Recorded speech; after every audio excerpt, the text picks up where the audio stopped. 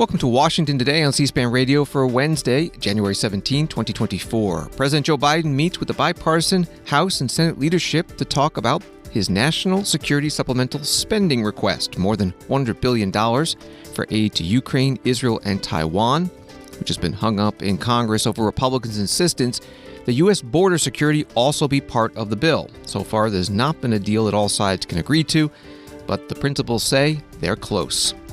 A bill to extend temporary government spending to avoid a shutdown Friday night at midnight advances in the Senate, and House Speaker Mike Johnson is questioned today about the conservative House Republicans who have spoken out against it. The Consumer Financial Protection Bureau proposes a rule that would limit bank overdraft fees to as little as $3. U.S. Supreme Court hears oral arguments in two cases whose decisions could see major changes in the leeway that courts give federal agencies when they interpret and enforce laws, what's called the Chevron deference after a 1984 precedent. We'll talk about it with Politico reporter Alex Guillen. Biden administration announces it is relisting Yemen's Houthi rebels as a global terrorist group in response to their attacks on commercial shipping in the Red Sea and Gulf of Aden. And John Kerry, the special presidential envoy for climate, talks about his plans to leave that position in the Biden administration. CBS News has an article that previewed today's meeting at the White House. It reads, President Biden is set to meet with congressional leaders on Wednesday afternoon as a months-long dispute over border security and aid for Ukraine makes its way to the White House. The high-stakes meeting is set to focus on what the White House calls the critical importance of the president's supplemental funding request, which includes money for Ukraine, Israel, border security, and more. For months, the spending package has been up in the air after congressional Republicans made their backing contingent on the Ukraine aid being tied to enhanced border security measures and immigration policy changes. Senate negotiators aimed at forging a compromise on immigration issues, dragged through the holidays and into the new year. That was from CBS News previewing the meeting. After the meeting in the White House driveway, the congressional leaders spoke to reporters. First, House Speaker Mike Johnson, Republican from Louisiana. Thank you all for being here. We had a productive meeting, I think, House and Senate leaders. The president was very forthright. I told the president what I have been saying for many months, and that is that we must have change at the border, substantive policy change. We documented 64 instances where the president took executive action or his agencies took action to create the current catastrophe that we have at the border. It is a national security and a humanitarian catastrophe. And I articulated that to the president in the meeting now. We understand that there's concern about the safety, security, sovereignty of Ukraine, but the American people have those same concerns about our own domestic sovereignty and our safety and our security. We have talked about the necessary elements to solve this problem. We passed our bill, and it has critical elements. It's a restoration of the Remain in Mexico policy. It is the end of catch and release. It is reform to the broken asylum and parole systems. We're not insistent upon a particular name of a piece of legislation, but we are insistent that the elements have to be meaningful. The House is ready to act, but the legislation has to solve the problem, and that's the critical point. We understand the necessity about Ukraine funding, and we want to say that the status quo is unacceptable. We need the commander-in-chief of this country, the President of the United States, to show strength on the world stage and not weakness. We cannot continue with the current status quo. We understand the importance of what's been needed, but when I met with President Zelensky just last month, right before Christmas, he said that the necessary ingredient is the proper weapons systems that they need. There are certain things that are needed to ensure that they can prevail. We need the questions answered about the strategy, about the end game, and about the accountability for the precious treasure of the American people.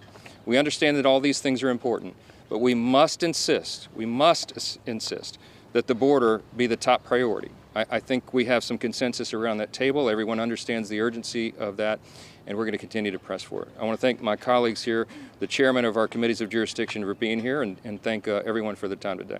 Thank you. Mr. Speaker, did you hear anything from the president that makes you change your calculus in these negotiations? Any new ideas when it comes to border policy? House Speaker Mike Johnson, Republican from Louisiana, flanked, as he said, by some of the committee chairs in the House. The White House released a list of participants at today's meeting, and there were 18 members in all from the House and Senate leadership positions and committee leadership.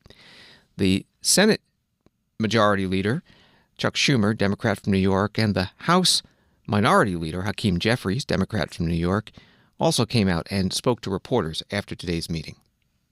Well, thank you very much. It was a very good meeting and a very positive meeting. There was a large amount of agreement around the table that we must do Ukraine and we must do border. There was tremendous focus on Ukraine and an understanding that if we don't come to Ukraine's aid, that the consequences for America around the globe would be nothing short of devastating. And within a year, we would be on our back foot doing all kinds of things that we wouldn't want to do. That it was essential, and there was Democratic and Republican agreement that it was essential we help Ukraine. We also talked about the border and how it's so important to deal with the border. The president himself said over and over again that he is willing to move forward on border. And so we said we have to do both. There were a couple of people in the room who said, let's do border first. We said we have to do both together. In the Senate, and let me make one more point, the only way we will do border and Ukraine, or even either of them, is bipartisan. You cannot do things with one party in a divided Congress. And so anyone who says, any party that says do it my way or no way, we're not going to get anything done. And I think there was broad agreement in the room that we had to do this in a bipartisan way. Speaking in the Senate, we are making really good progress.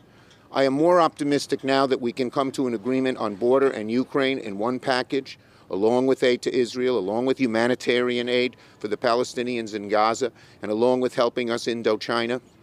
I am more optimistic than ever before that we'd come to an agreement. I put the chances a little bit greater than half now, and that's the first time I can say that. And so we hope to fund the government this week, and then if we can come to an agreement, we haven't come to an agreement yet in the Senate, move very quickly on the supplemental very shortly thereafter. What was the president's response? Yeah. Thank you, Leader Schumer. I'm thankful to President Biden for convening the legislative leadership from both the House and the Senate. It was a very positive, forward-looking, candid discussion about the issues of importance to the American people. First and foremost, that funding the Ukrainian war effort is in America's national security interests. And it's important that we sustain the effort, not simply just for the good of the Ukrainian people, though they are allies of the United States, and that's incredibly important, but it is urgently necessary that we continue to support the Ukrainian effort for the good of the free world, for the good of democracy, and for the good of America's national security interests. And there was broad agreement on that point. As Leader Schumer has indicated, there was also an openness to, in a bipartisan way, addressing the situation at the border. It has to be bipartisan. It has to be reasonable. It has to be effective. It has to be consistent with American values. Thank you, everybody. Is the bottom line any closer to an agreement, sir? The House Democratic Leader, the Minority Leader Hakeem Jeffries, and the Senate Majority Leader, Democrat as well, Chuck Schumer, speaking in the White House driveway after that meeting with President Biden and the leadership of the House and Senate, bipartisan, also committee leadership bipartisan, invited. And now to government funding. This from State's Newsroom. The U.S. Senate took a broadly bipartisan vote Tuesday to advance a short-term spending bill, but both chambers of Congress must approve the legislation before a Friday funding deadline to avoid a partial government shutdown.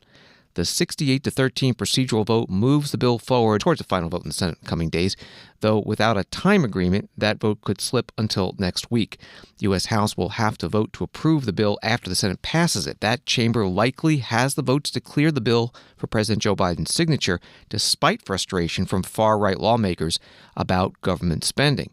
The stopgap bill, sometimes called a continuing resolution or CR, marks the third time this fiscal year lawmakers have leaned on this type of funding measure to extend their deadline for passing the dozen annual government spending bills. That reporting from State's Newsroom. Back to Senate Majority Leader Chuck Schumer. He gave a status report earlier on the Senate floor. Last night, the Senate took an important step towards passing a temporary extension of government funding and avoiding an unnecessary government shutdown. We had a strong bipartisan vote last night, with 68 members in favor of moving forward with the CR, and that number would have been higher were it not for weather delays.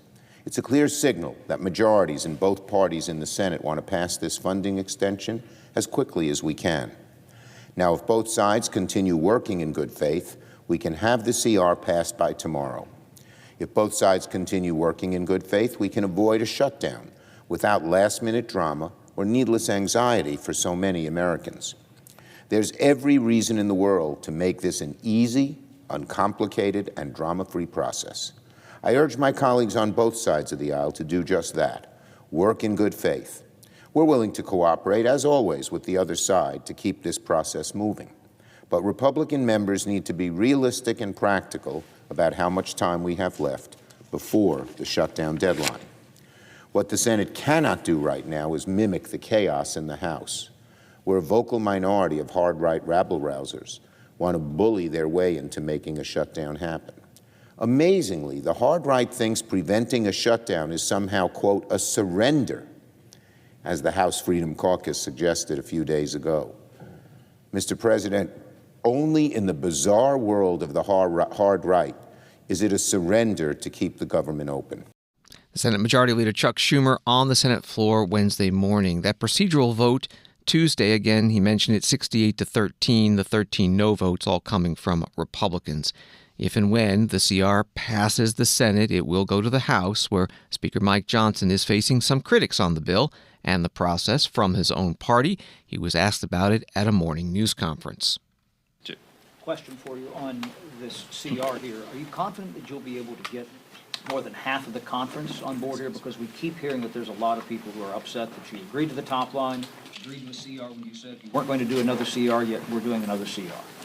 Yeah, I wanted no more CRs until we could move this process forward. We've achieved that. We forged forward. We got the top line agreement, and in spite of what people are saying on both sides, this is a better agreement than we had. We because of the adjustments that were made to the top line of 1.59, there was additional money that was spent, so we went in and carved it up. We got $16 billion in real cuts out of the IRS slush fund and the COVID slush fund the Biden administration was so jealously guarding and protecting, and that's an important improvement. We changed some of the gimmicks in those side deals, as they're called, into real savings for the American people. So having gotten the top line agreement now, this allows us to go forward for the appropriators on both sides, both chambers, to work together and come up with the final bill. But it doesn't seem like some... Wait a minute, let me finish. And this is an important thing for us because it allows us to fight for our policy changes, our policy riders in those spending bills.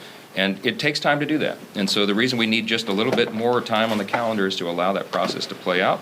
This is what the American people expect and deserve. This is the way the law is supposed to work, where individual appropriations bills and not one big massive omnibus spending bill are duly negotiated and amended and priorities fought for, and that's what we're doing. We just need a little more time on the calendar to do it. That's why we are. But why aren't some of those conservatives convinced of this? I mean, their criticism is pretty... Well, I just left a conference meeting where we talked about this in detail, and everyone understands the reality of where we are. Right now, as it sits, the House Republicans have the second smallest majority in history. We have 218 right now, to 213 on the other side, and beginning next Monday, we'll be at 217. Literally the smallest Republican majority in the history of the Congress and the second smallest of all time, rivaled only by the 65th Congress in 1917. During World War I, before women had the right to vote. The Democrats had a slightly smaller a smaller margin than us. But so that's the reality where we are. We're not going to get everything that we want, but we're going to stick to our core conservative principles. We're going to advance fiscal stewardship. I regard this as a down payment on a real reform that we're going to do in the budgeting process and with the budget going forward, and I think much, much brighter days are ahead. House Speaker Mike Johnson, Republican from Louisiana, at a news conference.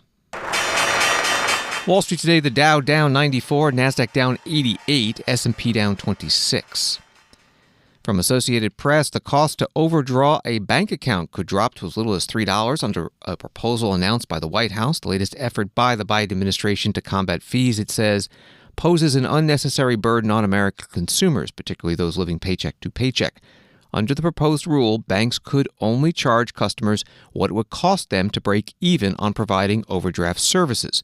This would require banks to show the Consumer Financial Protection Bureau, or CFPB, the cost of running their overdraft services, a task few banks would want to handle. Alternatively, banks could use a benchmark fee that would apply across all affected financial institutions. That article from Associated Press. The CFPB director, Rohit Chopra, spoke about this proposed rule in a video posted by the group More Perfect Union.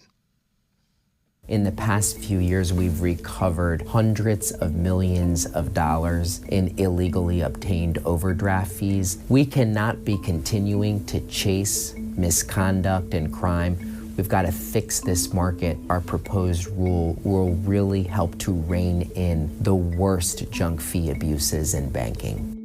How many people generally do you estimate are often impacted by overdraft fees? A little less than 1 in 5 families are hit with overdraft fees. And an overdraft occurs when you may not have enough money in your account. Overdraft started as an occasional convenience service when you mailed a paper check and it landed when you didn't have enough money. But over time, it became a huge profit generator. And now we see that overdraft fees are frequently more than the purchase that you're making.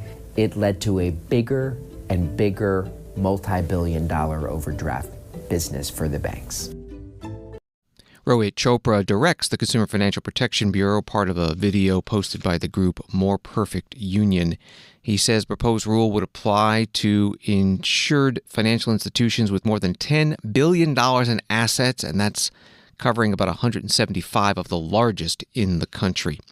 Republican Congressman Patrick McHenry of North Carolina, chair of the Financial Services Committee, and Andy Barr of Kentucky, chair of the Subcommittee on Financial Institutions and Monetary Policy, putting out a joint statement that reads, the Biden administration's attempts to mandate one-size-fits-all consumer financial products and services diminish financial inclusion, limit consumer choice, stifle innovation, and ultimately raise the cost of banking for all consumers.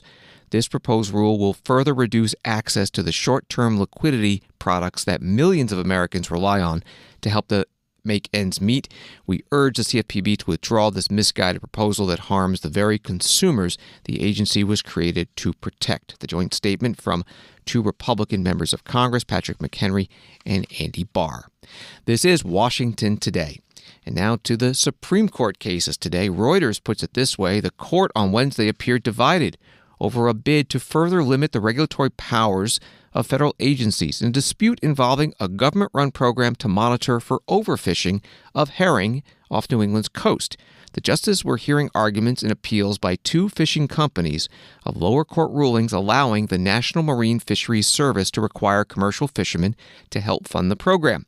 The companies, led by New Jersey-based Loper Bright Enterprises and Rhode Island-based Relentless Incorporated, have argued that Congress did not authorize the agency, part of the U.S. Commerce Department, to establish the program.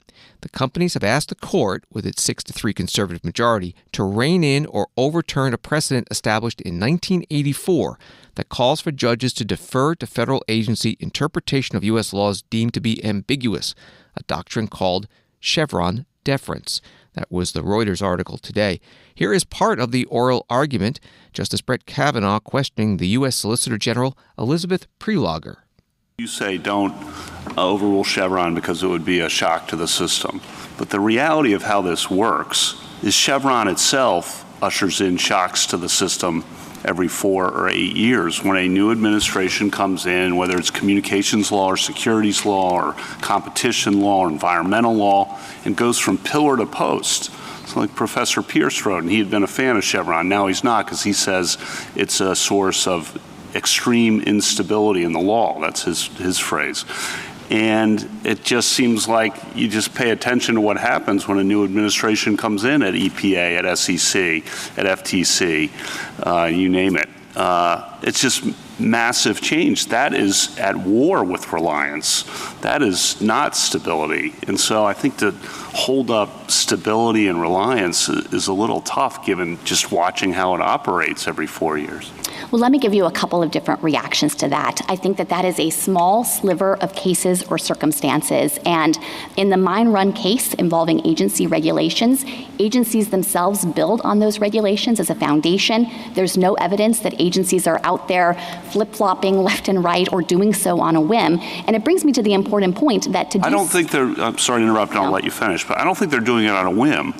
I think they're doing it because they have disagreement with the policy of the prior administration, and they're using what Chevron gives them and what they can't get through Congress to do it themselves, self-help, and to do it themselves unilaterally, which is completely inconsistent with bicameralism and presentment to get your policy objectives enacted into law. But Justice Kavanaugh, the premise I think that's embedded in that question is the idea that Congress had spoken to that issue. And in a circumstance where Congress didn't resolve it and in fact wanted the agency to have flexibility in a range of options, there's nothing inherently problematic or incompatible with our system of government to recognize that agencies can carry out those directives.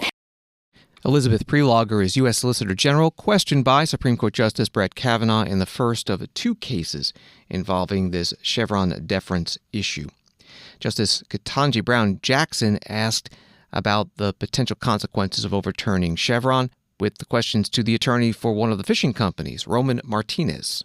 Mr. Martinez, what I'm stuck on is what seems to be an assumption in your argument that every question posed with respect to interpreting a statute is a legal one. I see Chevron as doing the very important work of helping courts stay away from policy making.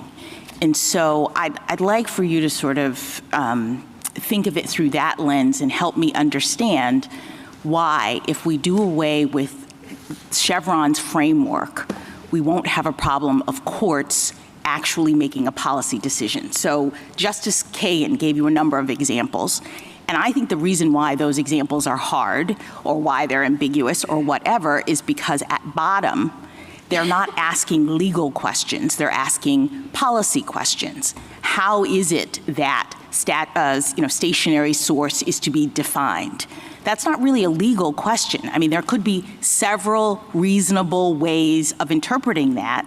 And at the end of the day, I think the way I've been thinking about Chevron is Congress has given that policy choice to the agency.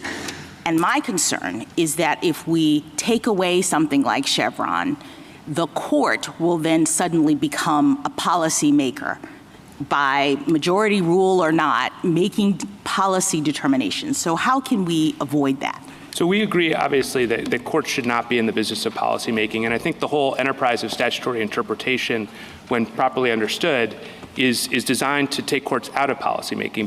Supreme Court Justice Ketanji Brown Jackson questioning attorney Roman Martinez.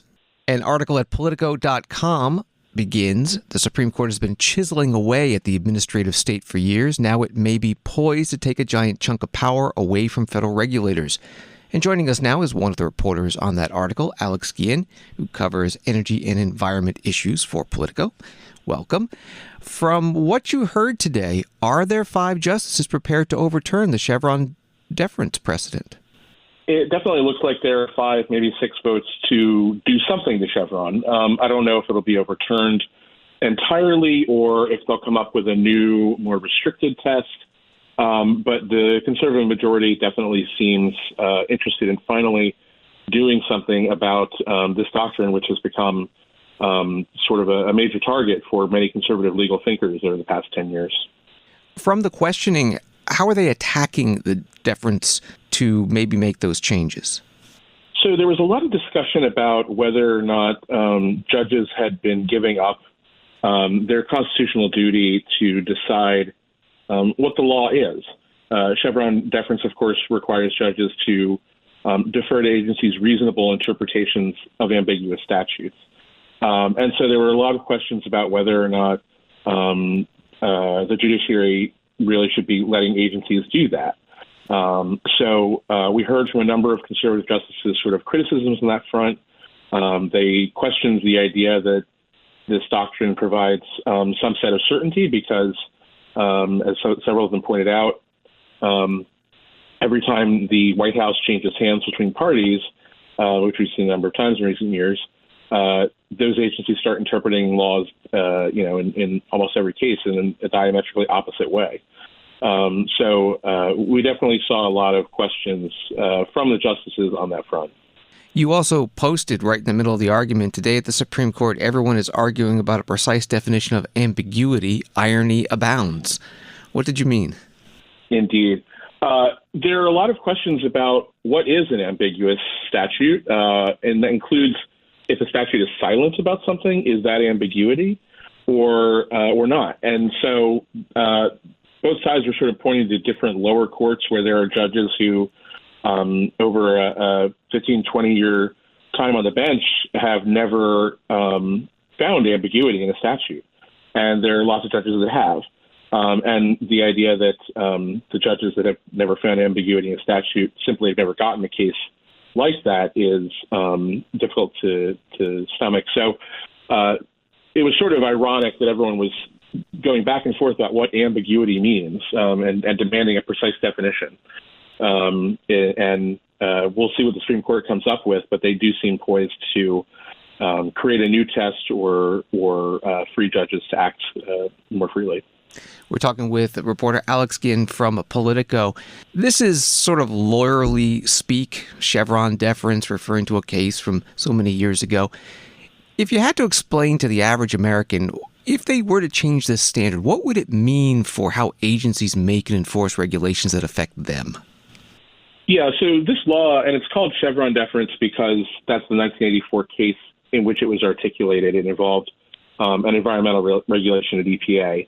But don't let the name fool you. Chevron deference has been applied to virtually every policy area that the federal government deals in, including, as one justice pointed out today, very often in individual cases involving things like Social Security and immigration. And so it's not necessarily just major agency rulemaking that comes down to cases involving a single person.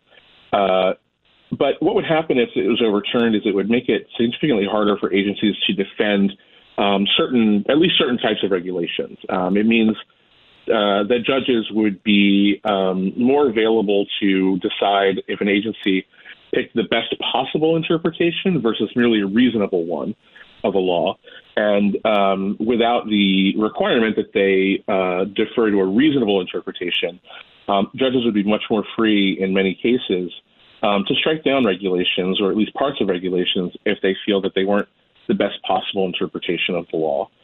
So in reality, I think that would hit Democratic administrations like Joe Biden's a little bit harder than it probably would Republicans. Certainly any president sort of has relied on this precedent to defend their actions, but because Democrats in particular have been using it for aggressive agency actions in areas like climate change and healthcare and any number of other areas when Congress has failed to act and been deadlocked in recent years, it would hit them harder for sure.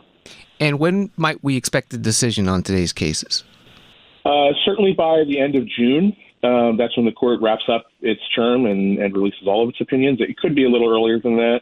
But this is a very landmark case. This is going to be something that will reshape and redefine the judiciary. So I would not expect it would not shock me if it came out in very late June as one of their last opinions of the term. Alex Guillen is an energy and environment reporter for Politico. Find his articles at politico.com and on X, formerly Twitter, at Alex Guillen. Thank you very much. Thank you. And we have the full audio of the oral argument of today's Supreme Court cases at our video library. The court only releases audio. It's cspan.org. Washington Today continues in a moment. Hi, this is Rachel from C-SPAN's podcast team. I'd like to introduce you to one of the producers here at C-SPAN, my colleague Sean. Thanks, Rachel. If you're a fan of Washington Today, we think you'll also like our evening newsletter, Word for Word, which brings you a recap of the day's most important political and policy events delivered right to your inbox. Read about what happened on Capitol Hill and at the White House, and watch video highlights featuring the day's newsmakers. Hear them word for word. Join our community of informed listeners and viewers. Head over to cspan.org/connect and subscribe to Word for Word today. Thanks for listening and staying connected with Word for Word. Subscribe now at cspan.org/connect. Thank you. Welcome back to Washington Today, available as a podcast on the free C-SPAN Now mobile app and wherever you find your podcasts. From CNN, the Biden administration on Wednesday redesignated the Houthis as a specially designated global terrorist, SDGT, entity amid continued attacks by the Yemen-based militia. Administration officials said the designation is aimed at deterring the Houthis from their ongoing aggression in the Red Sea. It's the latest in a series of U.S. actions targeting the Iranian-backed group and comes as the specter of a wider regional war in the Middle East looms large. The administration removed the Houthis' SDGT designation and delisted it as a foreign terrorist organization in February 2021, after it was designated by the Trump administration in its final weeks. At the time, Secretary of State Antony Blinken said the decision to remove the group's designations was driven by concern that it could imperil the ability to deliver crucial assistance to the people of Yemen. That was from CNN. The White House National Security Council spokesperson John Kirby answered reporters' questions about this at today's White House briefing. The United States today designated the Houthis as a specially designated global terrorist group. We took this action because of their continued reckless and indiscriminate attacks on ships transiting the Red Sea and the Gulf of Aden. These attacks are a clear example of terrorism, violation of international law, and a major threat to innocent lives and to global commerce. Now, just a couple of points. First, today's designation targets the Houthis, not the Yemeni people. The United States remains the world's leading donor of humanitarian assistance for Yemen. We recognize that more than 15 million people in Yemen are still in desperate need of food, water, medicine. And we are taking a range of steps to ensure that these sanctions preserve the ability of aid organizations to be able to deliver all those much needed supplies. Second, this designation takes effect 30 days from now. And the reason for that is it'll give us time to work closely with those aid organizations to make sure that they understand all the ramifications of this designation, answer all their questions, and be able to provide enough context for them to have a measure of assurance as they continue to provide that humanitarian assistance. Now, look, if the Houthis cease the attacks, we can certainly reconsider this designation. If they don't, as the president said, we will not hesitate to take further actions to protect our people and the free flow of international commerce. Matt? Thanks. John, can you talk a little bit about why the president decided not to redesignate the Houthis as a foreign terrorist organization, which obviously would have restricted some of that aid? Is it purely because of that humanitarian assistance piece? Yeah, you sort of answered the question. This particular designation gives us more flexibility, but it also gives aid organizations a higher level of comfort that they'll be able to provide this assistance without running afoul of sanctions. We've already, in designating them, already issued a number of licenses. A license, as you know, is basically like a waiver. It's a carve-out when you have a sanctions regime that allows for certain goods to continue to flow despite the sanction regime. And so, yes, that's the big reason here. John Kirby, Strategic Communications Coordinator for the White House National Security Council, at today's White House briefing. Congressman Pat Fallon, Republican from Texas, posted, "So we're clear. 1, Trump designates Houthis as foreign terrorist organization. 2, Biden ends designation once in office. 3, Houthi attacks in Red Sea reduce shipping 50%. 4, Biden responds with weak half measures, designates Houthis as specially designated global terrorist, equals not as harsh as FTO." U.S. Secretary of State Antony Blinken spoke about the war between Israel and Hamas, now over 100 days old, and what peace in the Middle East might look like after the war ends. He was at the World Economic Forum in Davos, Switzerland. You now have something you didn't have before, and that is Arab countries and Muslim countries, even beyond the region, that are prepared to have a relationship with Israel in terms of its integration, its normalization, its security, that they were never prepared to have before, and to do things, to give the necessary assurances, to make the necessary commitments and guarantees, so that Israel is not only integrated, but it can feel secure. But you also have an absolute conviction by those countries, one that we share, that this has to include a pathway to a Palestinian state, because you're not going to get the genuine integration you need, you're not going to get the genuine security you need absent that. And of course, to that end as well, a stronger, reformed Palestinian Authority that can more effectively deliver for its own people has to be part of the equation. But if you take a regional approach, and if you pursue integration with security, with a Palestinian state, all of a sudden, you have a region that's come together in ways that answer the most profound questions that Israel's tried to answer for years, and what has heretofore been its single biggest concern in terms of its security, Iran, is suddenly isolated along with its proxies, and will have to make decisions about what it wants its future to be. So this is actually clear when you look at it and see it.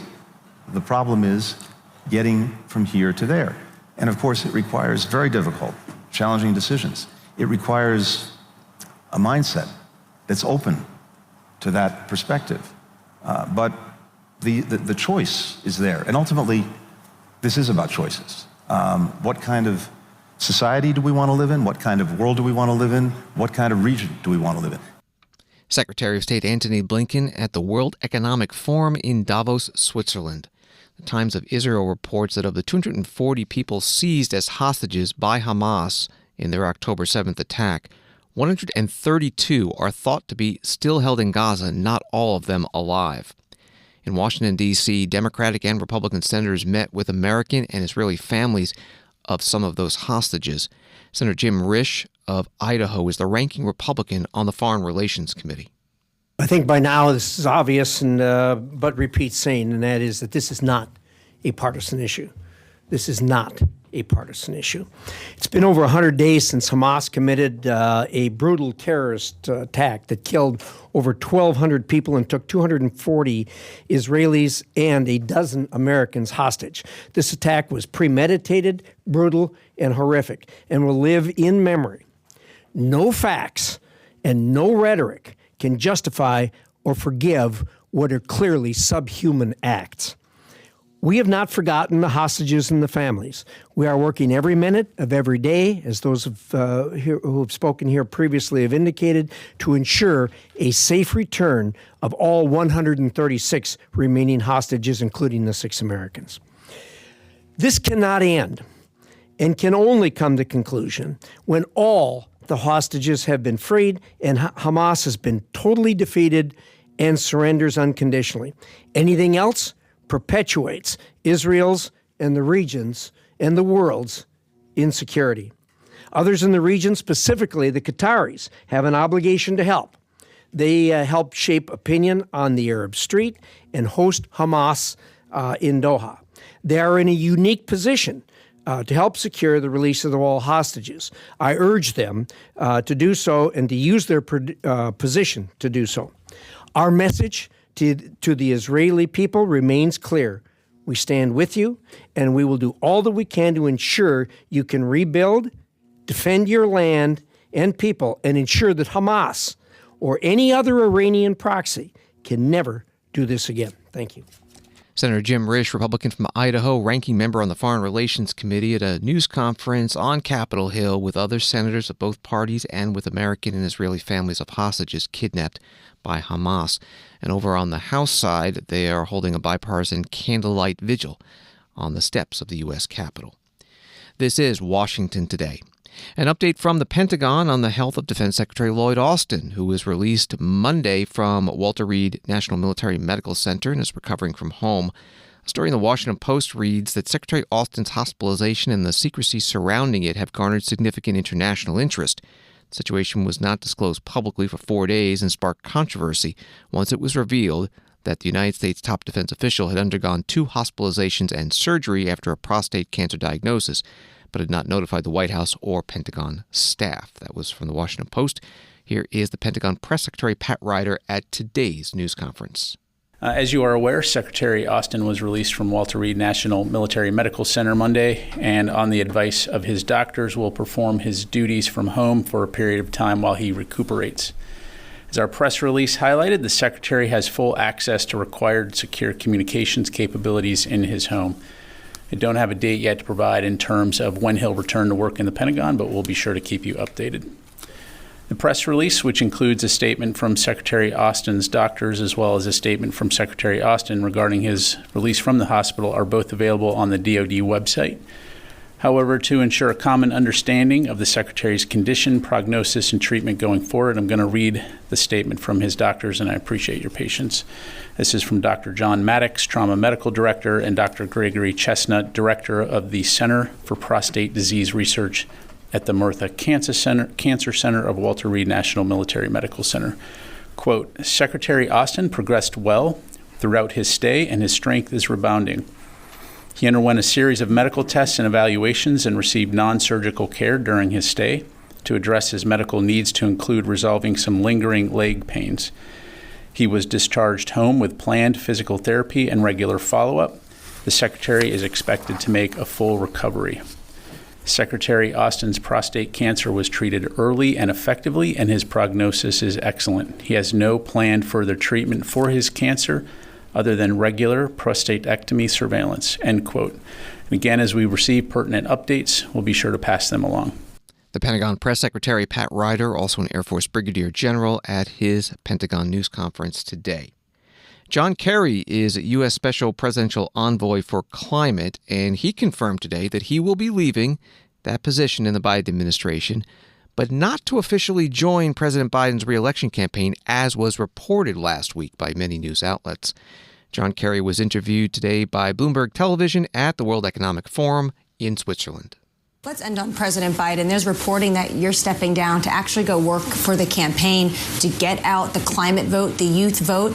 How successful do you think you can be in that position when the youth think that this is a president that is too old and too out of touch to lead them, especially also when it comes to a foreign policy issue like Gaza? Very fair, and it's a great question. But let me begin it by saying I'm not stepping down in order to go to the campaign. I'm stepping down because I think that what we've done in terms of Dubai is so powerful in terms of encouraging this transition that it's going to open up a whole new set of opportunities which are important. And mind you, I came for a year. I've been there for 3. I think it's time. I will campaign for President Biden. I will certainly, because the stakes could not be higher for our country, for the world. The stakes are as high as they get, and as high as I've seen in the course of my public service. So I am going to campaign very happily because I think he's done a terrific job. He's shown experience. He's kept us from, having a complete breakout of uncontrolled war in many regions. But at the same time, he stood up for American values, global values, universal values, for America's obligations with respect to Ukraine, the Middle East, and elsewhere. John Kerry, U.S. Special Presidential Envoy for Climate, on Bloomberg Television at the World Economic Forum in Switzerland. Former President Donald Trump, a 2024 Republican presidential candidate, was back in the courtroom today in New York City at the defamation trial brought by E. Jean Carroll. CNN's Caitlin Collins posting mid-afternoon, following another complaint from E. Jean Carroll's lawyer that Trump could be heard making comments during testimony, Judge Kaplan said, Mr. Trump has the right to be present here. That right can be forfeited, and it can be forfeited if he is disruptive, which what has been reported to me consists of. And if he disregards court orders, Mr. Trump, I hope I don't have to consider excluding you from the trial. I understand you're probably eager for me to do that. Donald Trump said, I would love it. The judge said, I know you would. You just can't control yourself in this circumstance, apparently. That post from CNN's Caitlin Collins. And this story from USA Today, a former Internal Revenue Service contractor who leaked tax information about Donald Trump and other wealthy individuals to news organizations got his job to intentionally spread the confidential records, according to Justice Department prosecutors. Charles Edward Littlejohn of Washington pleaded guilty in October to unauthorized disclosure of tax returns and return information. Prosecutors recommended Tuesday he receive the maximum sentence of 5 years in prison. That from USA Today. Thanks for listening to Washington Today. Sign up for C-SPAN's evening newsletter Word for Word and get the stories making headlines emailed to you every day. It's free. Subscribe at cspan.org/connect. Have a good night.